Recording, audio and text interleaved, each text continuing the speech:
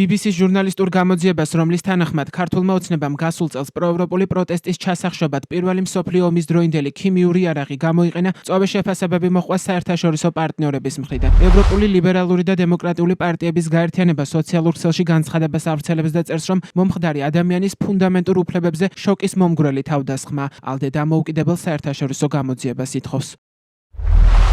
ევროპელი ლიბერალები აღშფოთებულები არიან BBC-ს დღევანდელი გამოძიებით, რომელმაც გამოავლინა, რომ საქართველოს ხელისუფლებამ 2024 წელს ევროკავშირის მხარდამჭერი მშვიდობიანი დემონსტრანტების წინააღმდეგ პირველი მსოფლიო ომის დროინდელი ქიმიური იარაღი გამოიყენა, რაც ფუნდამენტურ უფლებებზე შოკის მომგვრელი თავდასხმა. მხარს უჭერთ ჩვენს წევრ პარტიებს და ოპოზიციას, რომლებიც დამოუკიდებელ საერთაშორისო გამოძიებას ითხოვენ და მოვუწოდებთ პარტნიორებს, რომ შეზღუდონ ისეთი აღჭურვილობის მიწოდება, რომელიც მოქალაქეების წინააღმდეგ შეიძლება იყოს გამოყენებული. პროტესტის ბოლო 365 დღის განმავლობაში მამაცი ქართველი ხალხის გვერდით ვიდექით მათ ბრძოლაში დემოკრატიული პროევროპული მომავლისთვის და ასე გავაგრძელებთ.